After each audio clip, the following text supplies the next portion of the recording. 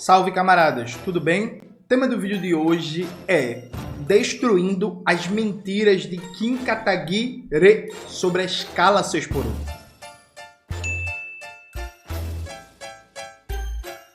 Antes de começar propriamente o tema do vídeo do canal, quero muito agradecer a você que ajuda a manter e melhorar nosso canal a partir do Apoia-se. Seu apoio é fundamental para a gente continuar o nosso trabalho. Se preferir o Pix, está aparecendo aqui como QR Code na tela do vídeo. Lembrando que a gente tem uma lista de transmissão no Zap com todo o conteúdo que a gente produz e recomenda. Entra lá e não perde nenhuma novidade. O QR Code está aparecendo aqui na tela do vídeo, link está na descrição do vídeo. Camaradas, vamos lá.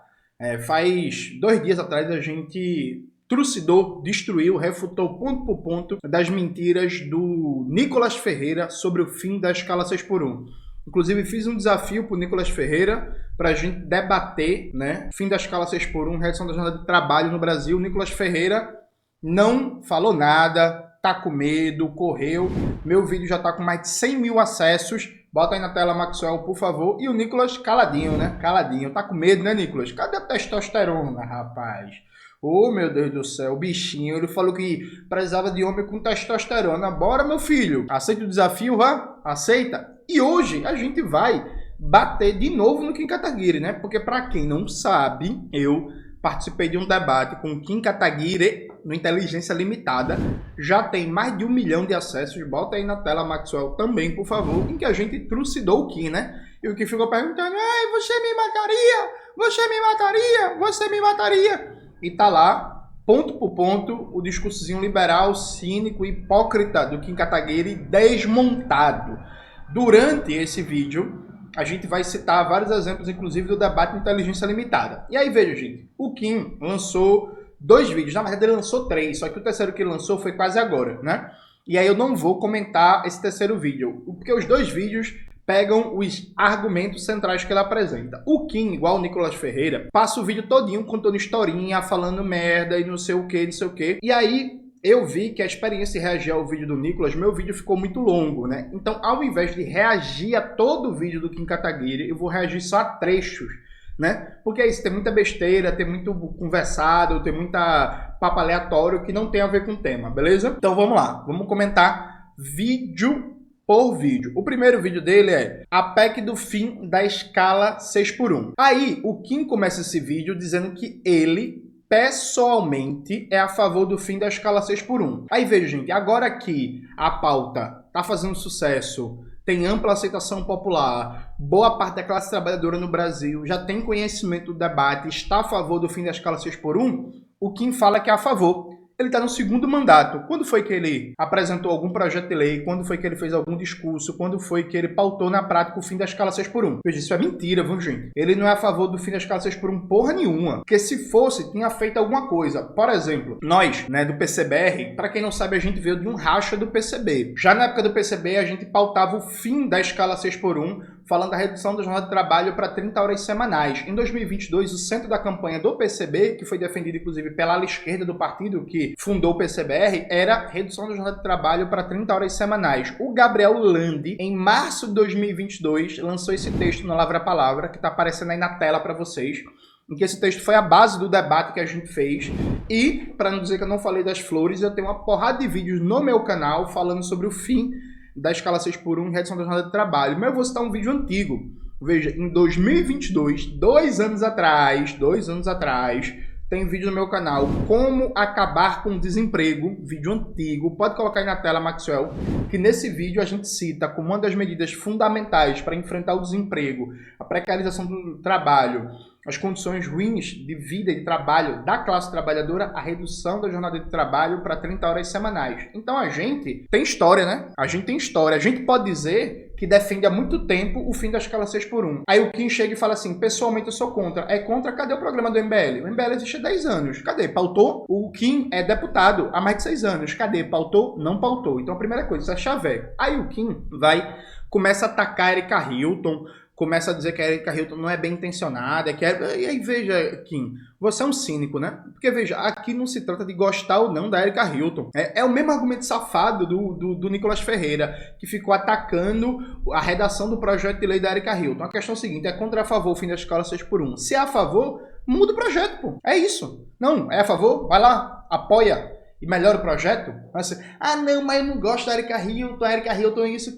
Foda-se, Kim, ninguém quer saber o que, é que você acha da Erika Hilton. A questão é a seguinte, é contra ou a favor a manutenção da escala 6x1. Percebe? Essa coisa de ficar atacando a Erika Hilton, de ficar falando mal da Erika Hilton, de ficar falando que a Erika Hilton falta muito, de ficar reclamando do texto. Gente, isso é tudo cortina de fumaça. Cortina de fumaça. A questão é o seguinte, a Erika Hilton apresentou a PEC. A PEC é importante pelo tema, e aí quem gosta da Erika Hilton, ótimo, é isso, elogia. Quem não gosta, simplesmente não é importante sua opinião. A opinião aqui é sobre o fim da escala 6x1. Aí depois, aos 1 minuto e 14 segundos, né, do primeiro vídeo, a PEC do fim da escala 6x1, o Kim usa um argumento de autoridade tosco, né, que ele fala assim, não, a PEC é tão ruim que o ministro do Trabalho, Luiz Marinho, foi contra. Veja, o Luiz Marinho é um neoliberal, né?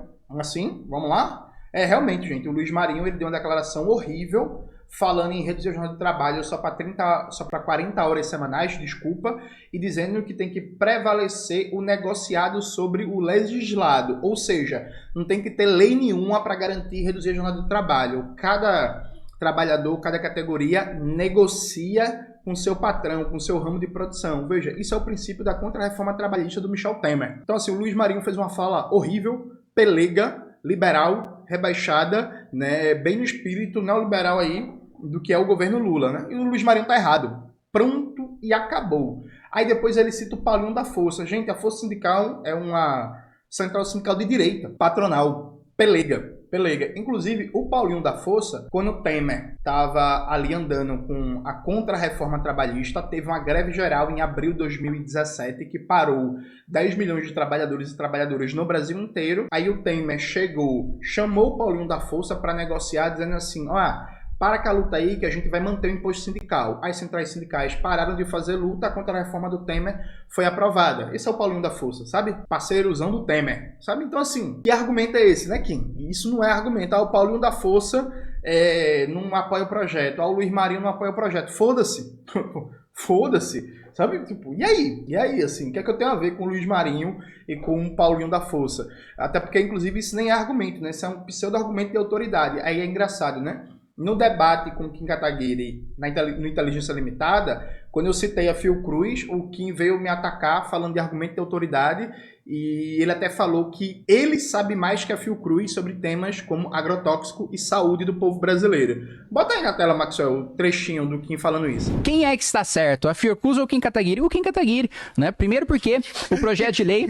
Aí quer dizer que na hora de citar a Fiocruz para fazer um debate, por exemplo, sobre agrotóxico não vale. Mas na hora de citar o pelego do ministro do Trabalho e o sindicalista patronal pelego do Paulinho da Força vale. Pelo amor de Deus, né, gente? Assim, prova de que não tem argumento consistente. Aí depois, a partir dos 4 minutos, o Kim começa a mentir falando da PEC das domésticas. E aqui eu vou colocar esse trecho para vocês, porque ele é muito importante para vocês verem como esse deputado não é honesto, é um canalha, mentiroso, um ceboso, alguém da pior qualidade que está mentindo para você para manter a sua exploração na escala 6x1. Preste atenção o que o Kim fala aqui neste momento. Abrir aqui a tela, a partir dos... Aqui, ó. Vamos botar a partir dos 4 minutos. Acelerar aqui pra gente não passar muito tempo vendo esse bicho falando merda. Presta atenção, viu, gente? Presta atenção aqui o que ele vai falar. A ilusão de que é uma mudança na lei que vai mudar essa realidade. Cara, é triste porque... A gente teve uma experiência recente, inclusive, que não mudou a realidade de ninguém, que foi a PEC das domésticas. Foi aprovada em 2013, mais de 10 anos, uma PEC que previa, né, uma série de direitos e de garantias para as empregadas domésticas. 10 anos depois, qual que foi o resultado dessa PEC? Eu vou trazer os dados aqui para vocês. Em 2023, nós tínhamos 5.900.000 empregadas domésticas. 4.400.000 informais. Ou seja, 10 anos depois da PEC das domésticas, 3 em cada 4 são informais e, portanto, não têm direito nenhum. Em 2013, o número de informais era de 4.100.000. Ou seja, para a grande maioria das empregadas domésticas, nada mudou. E para 300.000 delas, elas saíram da carteira assinada para ir para o trabalho informal. Por uma razão muito simples. Uma canetada não altera a realidade de um país que cobra muito imposto, de um país que dá muito privilégio para a elite do funcionalismo público, para deputado, para... Aí você vê a mentira. Vamos lá, gente. Vamos lá. é importante saber o seguinte, a CLT foi aprovada em 1943, o direito para as empregadas domésticas só veio nos anos 70, né? E mesmo assim,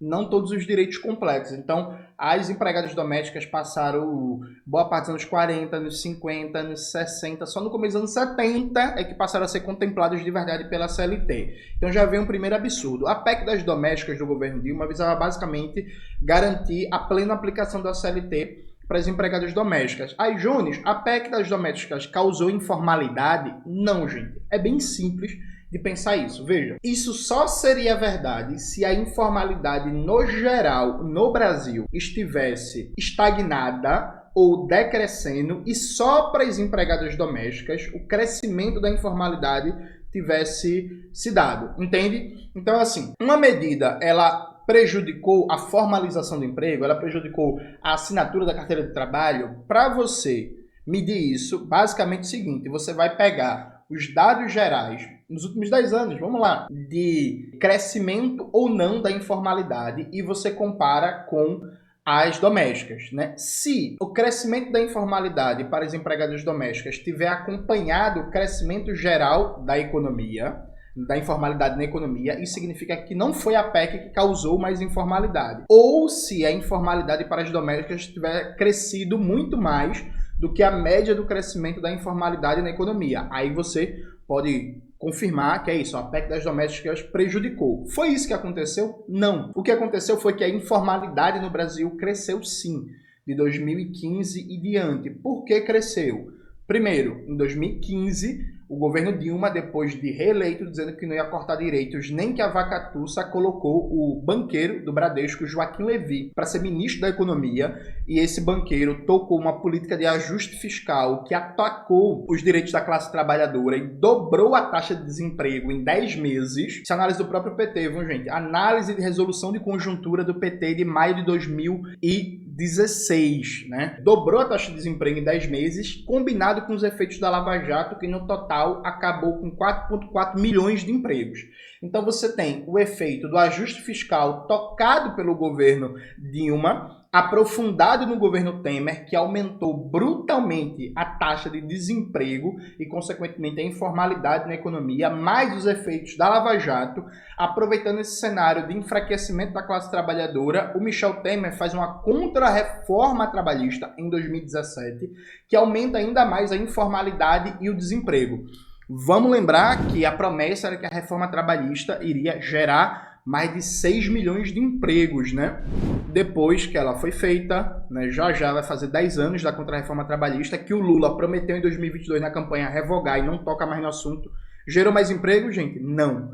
Gerou informalidade. Informalidade. Coloca aí na tela, Maxwell, uma matéria sobre os resultados da contra-reforma trabalhista do Michel Temer. Então veja, o Kim Kataguiri, ele mente para você descaradamente. Ah, não se resolve com a canetada. Veja, nada se resolve com a canetada. Nada se resolve com a canetada. A questão é o seguinte, foi muito importante, sim, foi uma conquista para as empregadas domésticas, a PEC da doméstica, mas essa conquista ela não foi plenamente realizada porque houve um ajuste fiscal feito pelo governo Dilma, os efeitos destrutivos na Lava Jato na economia, em seguida o golpe de 2016, que fez com que se aprofundasse ainda mais uma política de cortes, de austeridade, de aprofundamento do neoliberalismo, e aí em seguida a contra-reforma trabalhista do Michel Temer. Tudo que aumentou a informalidade, o Kim Kataguiri apoiou. E apoia tudo, absolutamente tudo. Pode procurar nos discursos do Kim, nos projetos que ele apresentou, porque para debater com ele, eu li todos os projetos que ele apresentou. Ele nunca apresentou um projeto visando, por exemplo, garantir pleno emprego e aumentar o nível de formalização na economia brasileira, o número de trabalhadores e trabalhadoras com carteira assinada, percebe? Ah, mas as coisas não mudam numa canetada. É engraçado, né? Na hora de ter canetada para tirar direito do trabalhador, pode, né? Que foi a contra-reforma trabalhista, que foi a contra-reforma da Previdência. Mas na hora de aprovar um projeto de lei para melhorar a vida da classe trabalhadora, aí é tudo canetada, aí não muda nada e por aí vai. Afora isso, como eu debati no meu vídeo de ontem, né? O fim da 6x1, da escala 6x1 vai quebrar a economia, bota aí na tela, Maxwell, reduzir a jornada de trabalho e acabar com a escala 6x1 vai gerar no mínimo 2 milhões de empregos. E agora vai mesmo, viu, gente? Não é chaveco como a conversa do Michel Temer, não. Aí depois desse conversado todinho, dessa mentira todinha, o que é que o Kim Kataguiri faz? Ele começa a falar dos privilégios do funcionalismo público, percebe?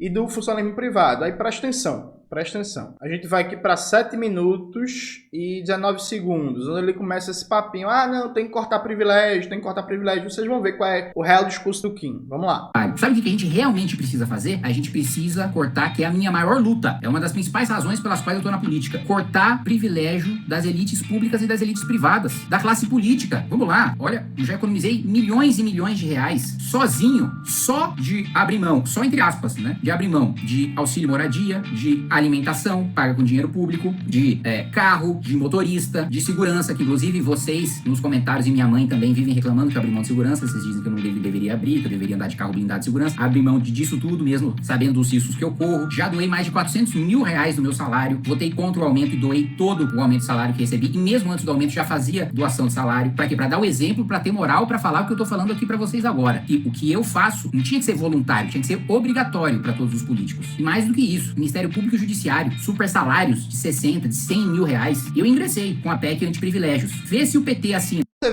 Aí você vê esse conversado todinho, veja. Vamos tirar aqui o bola da sala. Eu acho que não tem que ter essas mordomias que tem para deputado, para senador e tal. Se eu fosse deputado, eu abriria a mão de todas elas. Agora, é mentira dizer que o grosso do dinheiro público tá aí, entendeu? É mentira, é chaveco, é conversa. Como diria o Ciro Gomes, acha 1 bilhão? Não acha não. Vamos lá. Pega todos os deputados e senadores do Brasil, corta auxílio paletó, corta auxílio viagem, corta auxílio motorista, corta.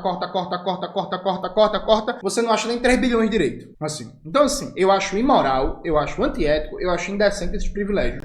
Dito isto, isso é chaveco de políticozinho safado. Sabe qual é? Por exemplo, um grande privilégio é o Plano Safra, que por ano é 400 bilhões para o agronegócio, que é podre de rico. Tem fazendeiro que tem terra maior do que a cidade de Recife, né, inteira, e os caras recebem por ano 400 bilhões. Faz a conta quanto é que dá? Em 3 anos, dá mais de 1 trilhão de reais. Em 3 anos, dá mais de 1 trilhão de reais. No debate que eu tive com o Kim Kataguiri, eu falei pra ele, vem cá, tu não defende cortar privilégio? Cadê tu defendendo acabar com o Plano Safra? Né? Qual foi a resposta dele? Foi Plano Safra, 400 bilhões, Plano Safra. Foi fingir que não sabe que o Plano Safra é 400 bilhões de dinheiro público no bolso de barão, bilionário da soja, que não paga imposto, que não gera tecnologia, que não gera emprego, que só deixa destruição ambiental no Brasil. Bota aí, Maxwell, o trecho do vídeo Inteligência Limitada. Quem tá pagando que não sabe o valor do Plano Safra. Os benefícios, por exemplo, o Kim é tão a favor do livre mercado, ou Kim, por que tu não propõe acabar com o Plano Safra, que destina 400 bilhões de dinheiro público para o agronegócio? O privilégio maior é esse. No Safra, 400 bi. 400 bi para o agronegócio. Plano Safra, é 400 bi. Plano Safra, ano passado. Foi o recorde do Plano Safra. Vocês entenderam o discurso safado? Vocês entenderam o chavecozinho? Ah, não, eu defendo cortar privilégio. Massa, meu parceiro. Eu também. Vamos lá. Vamos lá, cortar privilégio mesmo? Cortar privilégio? Vamos lá. O agronegócio, 400 bilhões. Desonerações fiscais, 500 bilhões. Só aqui já tá quase 1 bi. Só aqui já tá quase 1 bilhão. Outro ponto fundamental, remédio com patente vencida. O SUS é o maior comprador do mundo de vacinas, fármacos e material médico hospitalar. Um bocado de remédio com patente vencida que a gente poderia produzir no Brasil e tá comprando de fora, dando bilhões para fora. Para vocês terem uma ideia, ano passado, o déficit comercial no setor de fármacos no Brasil foi de 9,8 bilhões de dólares. O que é déficit comercial? A gente enviou, né, riqueza para fora, comprou para fora mais do que vendeu. O que é que significa? Que a gente está enviando, bilhões e bilhões de dólares, converte em real, converta isso em real, 9,8 bilhões de dólares em reais, né, mandando riqueza para fora. Só aqui, em um aninho, a gente achou 1 trilhão. Só aqui. Vocês veem o Kim falando sobre isso? No debate Inteligência Limitada, eu perguntei a ele sobre patentes, sobre complexo econômico industrial da saúde, sobre produzir remédio, máquinas e equipamentos no Brasil, deixar de estar mandando riqueza para fora, para os Estados Unidos, para a China, para a Índia e tal. Respondeu? Respondeu não. Aí veja, aí vem com esse discurso batido já que ninguém acredita mais, nem eu combato os privilégios. Combate os privilégios nunca toca onde está o bilhão, onde está o dinheiro grande. Aí em seguida ele vem com o mesmo papinho do Nicolas Ferreira. Qual é o papinho? Que é um problema complexo. Repara, aos 12 minutos e 52 segundos vem o mesmo papinho. Aí ele mostra o apartamento dele, aí vem com todo conversado de merda, aí mostra vídeo antigo, pra querer pagar de pobre, né? Aí aqui, ó. Não é uma canetada, não é uma solução simples para um problema complexo que vai resolver o problema. E mais uma vez, o mais importante de tudo, não há nem boa intenção, não é nem uma proposta que tem uma boa intenção, mas que o resultado é catastrófico. Não, o problema é que nem sequer há boa intenção, porque se houvesse, apresentaria um projeto de lei que não precisaria desse auê todo, não precisaria de assinatura de deputado, nem nada disso, né? Então, é esse o recado que eu quero colocar para vocês, se a gente de fato... Percebe? E aí tudo pro trabalhador, para trabalhador é complexo, né? Tudo pro trabalhador e para trabalhador é complexo. Aí para aprovar contra a reforma trabalhista, que lascou o trabalhador e a trabalhadora, aumentou a informalidade, piorou o salário, não foi complexo. Para aprovar contra a reforma da Previdência, que deixou mais difícil para você se aposentar, aí não é complexo. Para privatizar o Banco Central, chamado de autonomia, que garante o maior controle dos bancos, do sistema financeiro sobre o Banco Central e o Brasil se manter com a maior taxa de juros do mundo, aí não é complexo. Para privatizar as refinarias, para privatizar a Eletrobras, inclusive a conta de luz disparando, aumentando cada vez mais, não é complexo. Para liberar o uso de agrotóxicos, que é proibido na União Europeia, é proibido nos Estados Unidos, é proibido no Canadá, é proibido no Japão, mas no Brasil está liberado, não é complexo, né? Só é complexo medida para o benefício da classe trabalhadora, entendeu? E aí, veja, cadê o argumento? Não tem, né? Não tem. Aí ele levou lapada nos comentários da própria base dele. Aí ele foi tentar fazer demagogia e dizer assim, não, eu agora vou tentar me sair melhor aqui. E lançou outro vídeo. Veja, a prova que o vídeo ficou ruim é que você precisa lançar outro vídeo para tentar explicar melhor a sua posição, né? Aí no outro vídeo, qual é o nome dele aqui, ó? Como acabar com a escala 6x1 de forma responsável. Então no primeiro vídeo ele não falou nada de acabar com a escala 6x1. Só disse assim, eu sou pessoalmente a favor de acabar. O cara é deputado há 2 mandatos e nunca fez nada. Tem um movimento MBL há 10 anos, nunca fez nada pelo fim da escala 6x1, pela redução da jornada de trabalho. Mas disse que é a favor. Mas agora, recebeu uma pressão tão grande da base dele que ele resolveu fazer um chavecozinho e dizer que propõe alguma coisa. Aí, o que é que ele faz? Basicamente, no começo do vídeo, ele começa dizendo que tem que atacar os privilégios do funcionalismo público federal, né, que ele chama da elite do funcionalismo público, e tem que fortalecer o funcionalismo público municipal. Repare a mentira, a demagogia e o cinismo do sujeito. Repare, já estou aqui com o vídeo engatilhado. Deixa eu só aumentar a velocidade para a gente não passar muito tempo vendo esse bicho mentindo, né? Estamos fazendo aqui na Câmara dos Deputados para acabar com a escala 6x1, garantir um aumento de produtividade no nosso país, tirar o peso das costas do trabalhador, ao mesmo tempo desonerar o empregador, que também paga muito para o funcionário receber pouco, afinal, boa parte do salário fica com o governo, e também para acabar com privilégios de políticos e da elite do funcionalismo público, principalmente aqui em Brasília, o funcionalismo público federal, que chega a ganhar até o dobro, em média, do que o funcionário público municipal, que é aquele que atende na ponta. Até palhaçada é essa? Vamos falar sobre todas as medidas. Aí você vê que em poucos segundos, 36 segundos, ele mentiu 2 vezes. No debate que eu tive com Kim Kataguiri de Inteligência Limitada, ele mentiu descaradamente no debate, né? E eu, ao contrário dele, fiquei em dúvida na hora, então fiquei calado, não deu pra falar na hora, mas o que foi que eu fiz? Eu questionei o Kim Kataguiri porque ele tinha um discurso dizendo que é contra a elite do funcionalismo público, mas defende o funcionário público da ponta, funcionário público municipal, mais pobre, que tem piores salários. Aí teve a votação para estabelecer o piso das agentes comunitárias e de combate a endemias. Gente, piso baixíssimo, 2 salários mínimos só. 2 salários mínimos. Aí o Kim Kataguiri, na hora, o Kim Kataguiri foi um dos poucos que votou contra. Veja, mais de 300 votos a favor no Congresso. Então votou a favor gente de direita, gente de esquerda, de lado, de centro. Que era isso, né, gente? No contexto recém-saído da pandemia, as agentes comunitárias de saúde de combate à endemia comeram o pão que o diabo amassou, tiveram um papel fundamental no combate à pandemia. A maioria mulheres, chefes de família, que dão sua vida para prevenir as doenças, né, para garantir a saúde do nosso povo trabalhador. Então a maioria da Câmara dos Deputados, até os reacionários fascistóides, votou a favor. O Kim votou contra. Eu questionei ele e ele mentiu na hora.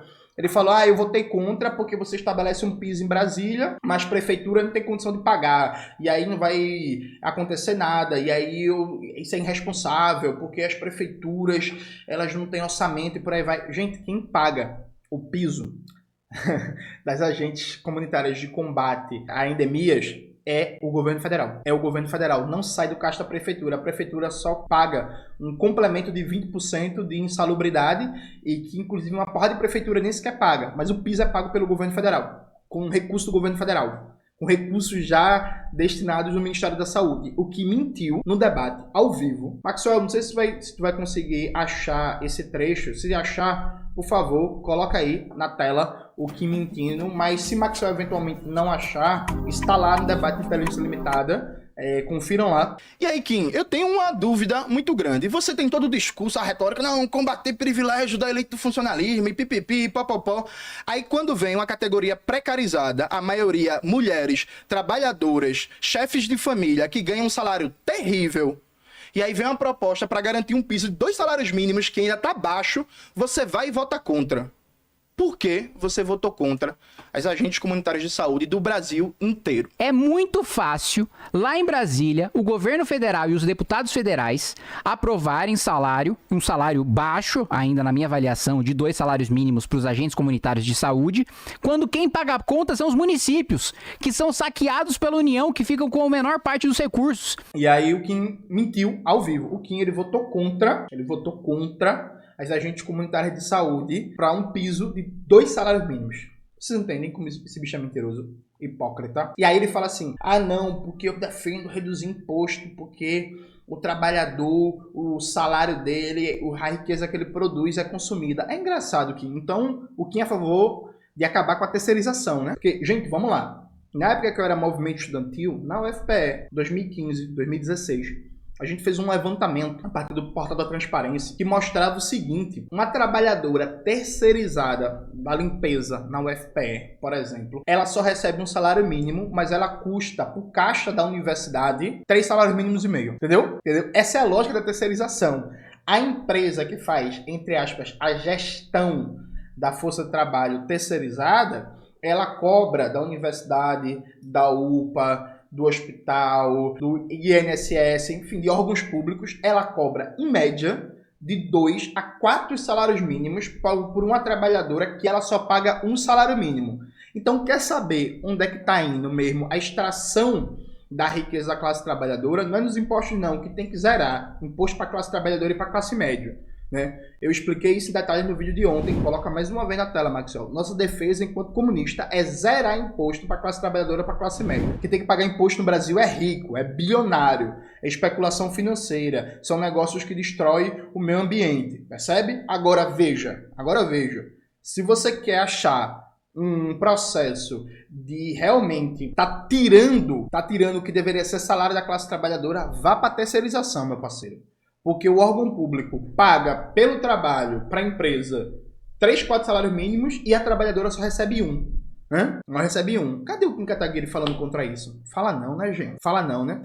Aí ele começa uma série de propostas mirabolantes, né? Mirabolante. Qual a primeira proposta mirabolante? Ele fala o seguinte, repare só. Veja, e aí, presta atenção, você aí que é fã da MBL, que segue a MBL, o deputado Kim Kataguiri, ele tá tripudiando de você, ele tá lhe enganando. Sabe por quê? A partir dos 4 minutos e 20 segundos, ele apresenta a primeira proposta que seria supostamente para reduzir a jornada de trabalho. Vamos abrir aqui o vídeo, vamos colocar aqui, ó, pronto. 4 minutos e 9 segundos. E aí, qual é a proposta dele? Vocês vão ver. A proposta dele é adotar o modelo dos Estados Unidos, que é contar o salário mínimo por hora trabalhada. Nos Estados Unidos, a base do salário mínimo é um valor mínimo por hora trabalhada, né? Aí, isso seria uma espécie de novidade para o Kim Kataguiri, para você...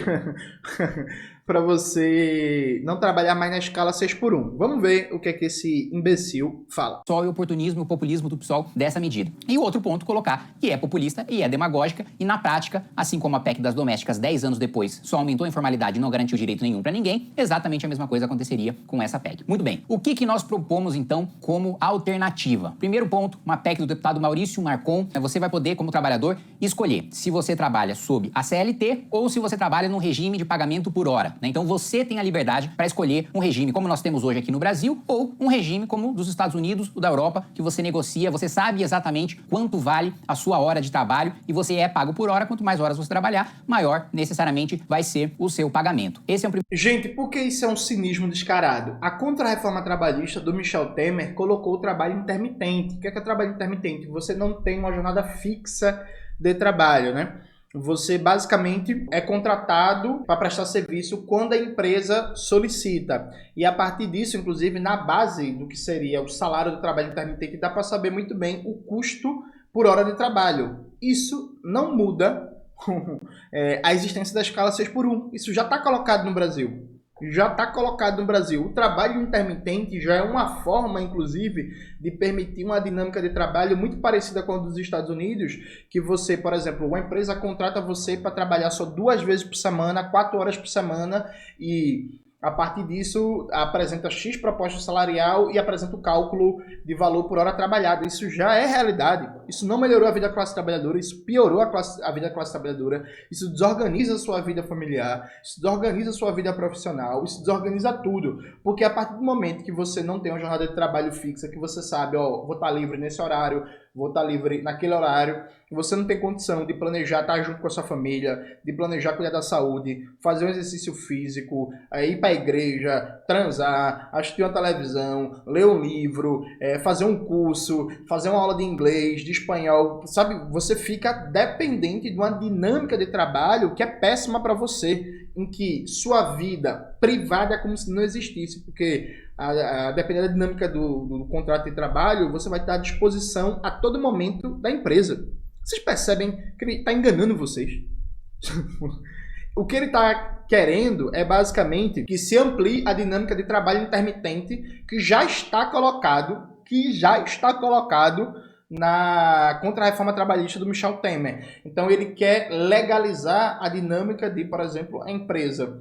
Ela pode negociar entre aspas, né, gente? Porque a empresa não negocia. Ela pode conseguir botar uma hora de trabalho bem baixa e num turno de 8 horas, por exemplo, ter 4 trabalhadores diferentes. E a partir daí, a depender como esse projeto, inclusive, foi aprovado, ela alegar que não tem vínculo CLT, é só prestador de serviço, sabe? E aí fica até mais fácil para não assinar a carteira. Então assim, gente, sabe a desonestidade do sujeito? A desonestidade. Aí depois ele fala assim, não, para acabar com a escala 6x1, eu proponho desonerar a folha de pagamento para todo mundo. E aí veio, gente, primeiro, vamos lá. Desonerar a folha de pagamento para todo mundo é uma medida para aumentar a desigualdade no Brasil. E aí, gente, é bem simples de entender isso. Presta atenção. Vamos imaginar que uma pessoa, né? Vamos imaginar um contador tem uma renda de 5 mil reais, trabalha pra caralho, rala, faz declaração de imposto de renda de um bocado de gente, não sei o que, tem uma renda de 5 mil reais. Aí uma figura tem uma renda de 1 milhão de reais. Eles pagam a mesma alíquota de imposto de renda, né? A mesma taxa de imposto de renda. O que é que isso faz? Isso é injusto. Por quê? Um trabalhador que recebe 5 mil reais, quando ele vai pagar aluguel, feira, conta de luz e por aí vai, isso consome muito da renda dele. Então essa alíquota do imposto de renda de 27,5%, ela pesa muito mais no bolso dele do que do caba que ganha 1 milhão. Porque o caba que ganha 1 milhão, por exemplo, por mais que ele só coma comida chique, a desgraça, eu quero ver que feira do satanás é essa que vai dar mais de 10 mil reais por mês, percebe? Então o cara que ganha 1 milhão, ele gasta proporcionalmente da renda dele muito menos com aluguel, com conta de luz, com conta de água, com comida, com cuidados médicos e tal. Então ele tem mais renda livre. Quando ele é tributado em só 27% no imposto de renda, mesmo tributo de um contador que ganha 5 mil, na prática, embora a alíquota seja igual, você está tributando mais da renda daquele que ganha 5 mil do que daquele que ganha 1 milhão. Entenderam? Então a lógica no sistema tributário justo é você tributar mais de quem ganha mais e tributar menos de quem ganha menos. Né? A igualdade no sistema tributário ela precisa ser desigual. Alíquotas diferentes para níveis de renda diferentes. Então se você ganha 1 milhão, você tem que pagar 27,5% de imposto de renda, 30% e tal. Se você ganha 5 salários mínimos, 6 salários mínimos, 7 salários mínimos, tem que ser isento de imposto de renda. É isso. Não tem que pagar. Quando você fala em desonerar a folha de pagamento para todo mundo, o que é que você está dizendo? Você está dizendo que Dona Maria, que tem uma lanchonetezinha que vende açaí, que tá ela, o marido, o filho, a filha e contratou 2 pessoas. E a JBS bilionária exportando que só a desgraça para o Oriente Médio, para a China e para a Europa, eles vão ter direito ao mesmo benefício tributário. Isso é justiça para você? Não, porque Dona Maria que tem uma barraquinha de açaí, beleza, para ela vai ser uma mão na roda, porque talvez até alivie um pouco a sua carga tributária, né? Mas para a JBS vai ser só aumentar a margem de lucro de quem já é bilionário. Então o imbecil do Kim Kataguiri estava falando o tempo todo em 2 vídeos de combater o privilégio, e ele quer criar um novo privilégio no Brasil, que é tratar do mesmo jeito Dona Maria da barraquinha de açaí, né?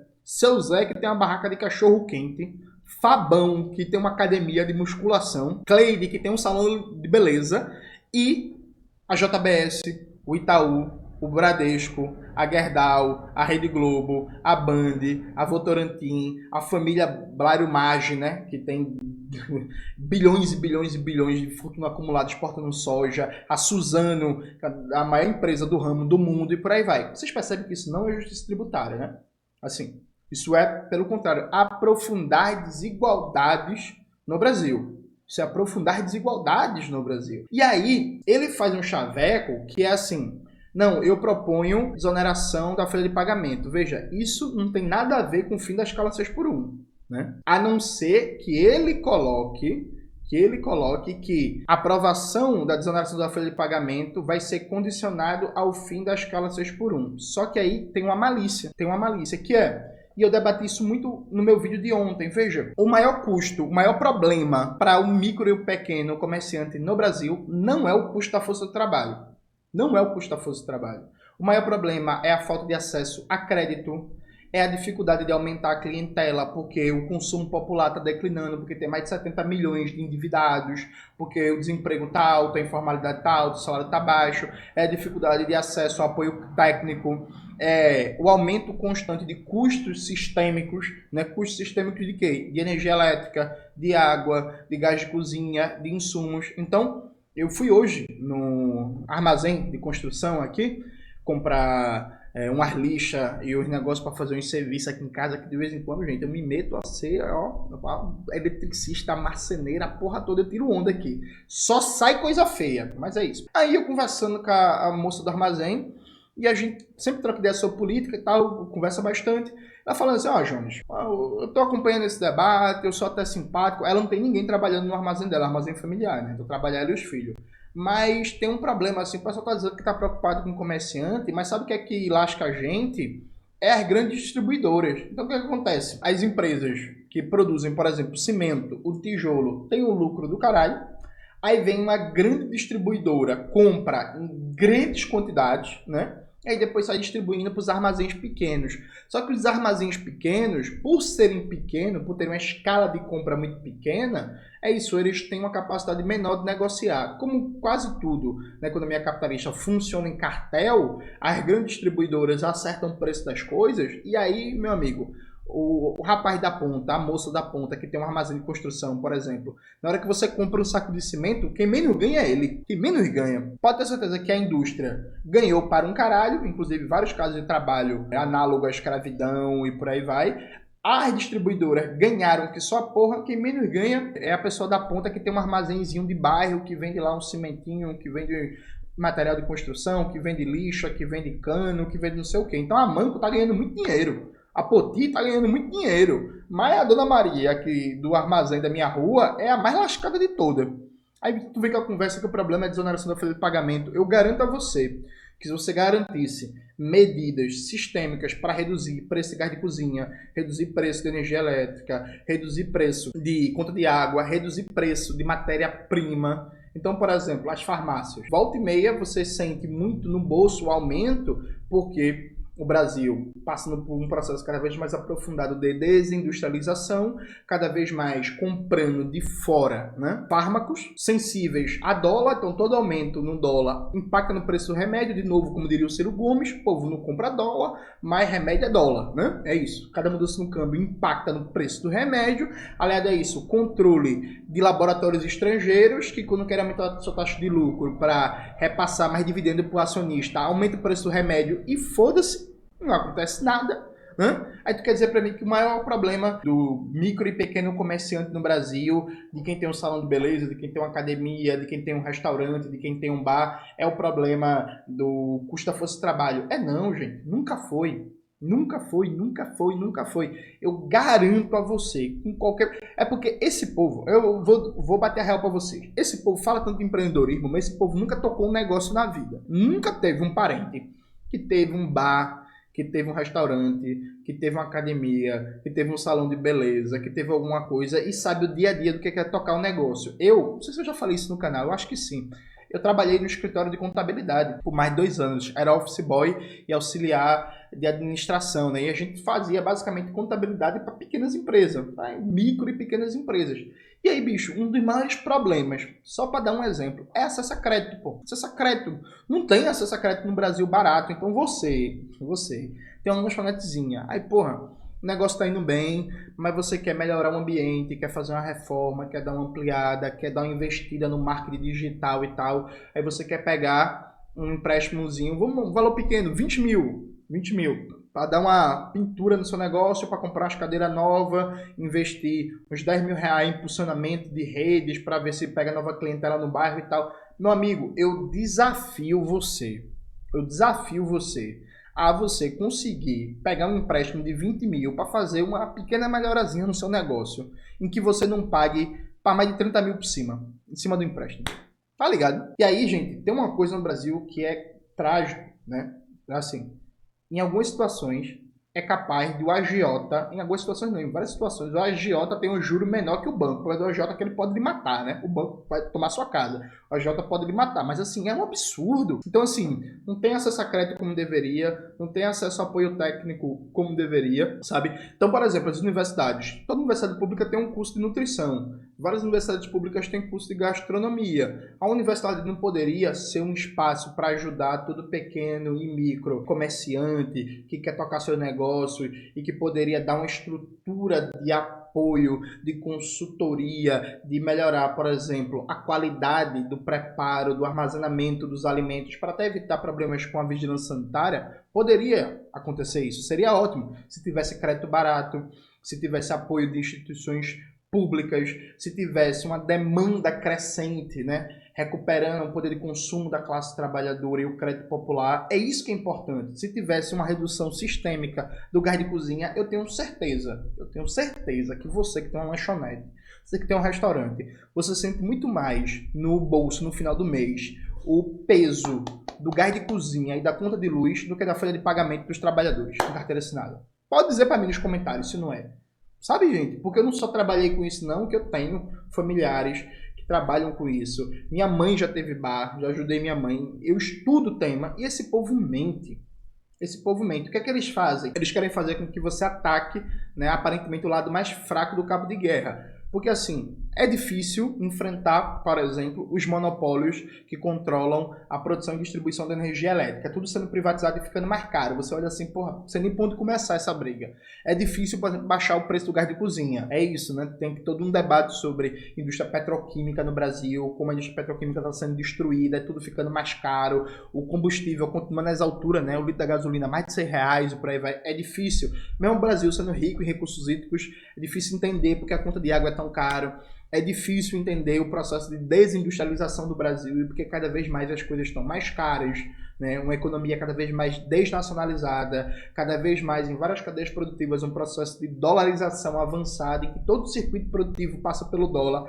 Como tudo isso é mais difícil de entender o cartel bancário, como é que 5 bancos controlam 80% do mercado bancário no Brasil, como a Caixa e o Banco do Brasil, que deveriam ter práticas diferentes, estão dentro do cartel bancário, e o Brasil tem uma das maiores taxas de juros do mundo, dos maiores custos de serviços bancários do mundo. Como tudo isso é difícil de entender, o liberalzinho safado lado, ele quer que você olhe para o lado mais fraco, para o trabalhador que está do seu lado e dizer assim, como eu não posso interferir no custo da matéria-prima, né? Eu não posso interferir no custo da energia elétrica, eu não posso interferir no custo da água, no custo do gás de cozinha, no custo disso, daquilo, eu vou querer lascar o trabalhador. Só que isso é uma armadilha, porque isso não resolve o seu problema e, inclusive, piora, porque, como eu expliquei em detalhes no vídeo de ontem, bota aí na tela mais uma vez, Maxwell, cada vez que ataca o salário e a renda do trabalhador, quem mais se prejudica é o micro e o pequeno comerciante, que cada redução do mercado é mais fácil você quebrar do que um grande. Um grande não vai quebrar, não. Vai reduzir o mercado suave, se pai até bom para ele, porque o pequeno, o micro e o médio sai quebrando, ele sai incorporando essa nova clientela, sai aumentando, né, o seu capital, sua fatia no mercado e aumenta até a sua taxa de lucro, entendeu? Aí o Kim, depois de fazer essa demagogia todinha sobre exoneração da folha de pagamento, ele diz assim, mas qual é a fonte de financiamento? Aí veja que bicho cínico. Na moral, dá vontade de rir, veja, é a partir 7 minutos, vamos colocar aqui. Mas é feinho o bichinho, ó. Meu Deus do céu.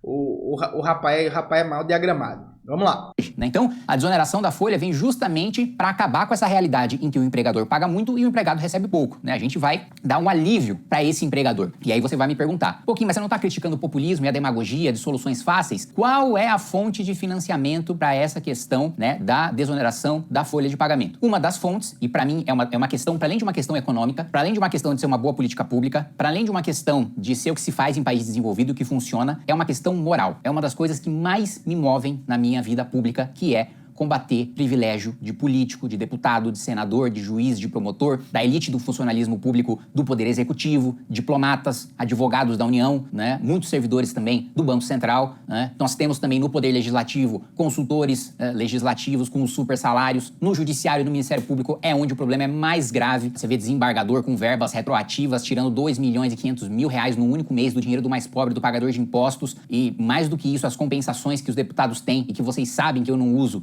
compensação de alimentação, de carro, de gasolina, né, auxílio moradia e por aí vai. Então, para acabar com tudo isso, vocês devem se lembrar que eu apresentei uma emenda na reforma administrativa na legislatura passada, que o Bolsonaro foi covarde e mandou uma reforma administrativa sem elite do funcionalismo público, o que não é reforma, não é certo? Se não tem o topo, que é o problema do Brasil não está nos funcionários públicos de base. Pelo contrário, quando a gente compara com a OCDE, com os países desenvolvidos, a gente tem um número pequeno. Lembrando, votou contra o piso das agentes comunitárias de combate à endemia, um piso só de 2 salários mínimos pago pelo governo federal e mentiu no debate ao vivo dizendo que votou contra porque o dinheiro ia sair do caixa das prefeituras. Perfeito? É o cínico. Mas vamos terminar o argumentozinho merda dele. Presta atenção. De servidores públicos. Mas nós temos uma elite que recebe muito mais do que a base, o que faz com que a gente tenha poucos servidores públicos, mas gaste muito com a elite do funcionalismo público. E aí, muito diferente do que acontece na OCDE. Como solução para isso, eu vou pedir ajuda de vocês. Por que eu vou pedir ajuda de vocês? Porque é um trabalho que eu já estou fazendo desde o início desse meu segundo mandato, que é coletar as assinaturas para a PEC antiprivilégio. A PEC antiprivilégio acaba com indenizações, verbas retroativas, super salários. Gente, é uma economia de bilhões e bilhões de reais, e não é uma hipérbole, é literalmente de bilhões e bilhões de reais que saem todos os dias do bolso do mais pobre, do trabalhador, da iniciativa privada, para ir para a elite do funcionalismo público, principalmente a elite do funcionalismo público federal, incluindo aí os agentes políticos, né? Então, nós precisamos... Gente, é isso. Sabe qual é o chaveco? Ele não falou o valor. Arrecada quanto isso aí? Arrecada quanto? Veja, aí vamos tirar aqui o bode da sala. Existe um problema de privilégios excessivos de uma parte do funcionalismo público? Existe. E a gente tem que começar com o judiciário e com as Forças Armadas. Alta patente, viu, gente? Forças Armadas. Existe. Corta tudo. Beleza, vamos lá, corta tudo. Passa o cerol. E aí reduz salário de coronel, de marechal, de capitão, reduz salário de privilégio de desembargador, de juiz, de promotor, etc. Beleza, fundamental. Por que isso é fundamental? Para combater desigualdade e para evitar desperdício da máquina pública. Dito isto, não é aí que está os bilhões. Não é aí que está o grosso dos bilhões. Veja, existem medidas que são importantes muito mais do ponto de vista do exemplo do que do ponto de vista do grosso da riqueza econômica. Veja, no México, o Morena, né, o partido do López Obrador e da atual presidenta Cláudia Sheinbaum, não é meu exemplo político, eu sou comunista e por aí vai. Dito isto, no México eles têm uma coisa que eles chamam de austeridade republicana, que é reduzir salário de executivo, de estatal, reduzir salário de ministro, reduzir salário de presidente, acabar com esse negócio de avião especial, vai viajar de avião de carreira, acabar com o negócio de verba de paletó, acabar com o negócio de fazer compra de alimento considerado de luxo, né? Para órgãos públicos. Então, assim, não pode comprar lagosta, não pode comprar vinho, não pode comprar champanhe, não pode comprar porra nenhuma. Veja, isso é importante? É importante. Só que o próprio Morena, no México, fala que isso não é uma medida econômica no sentido de que o dinheiro economizado não vai ser lá muita coisa, não. É muito mais uma medida política e moral. Uma medida de moralização da coisa. Percebe? Então, importantíssimo. Mas isso não é fonte de recurso para financiar a proposta amalucada do Kim de desoneração, que aumenta a desigualdade, porque desonera igualmente para a Dona Maria, que tem a barraca de açaí, e para os irmãos Joesley, da JBS Friboi, para o Jorge Paulo Lemann. Então, assim, medida que aumenta a desigualdade e que não tem relação com o fim da escala 6x1. Simples e objetivamente. Então, reparem que o Kim Kataguiri, tal qual Nicolas Ferreira, simplesmente ele fala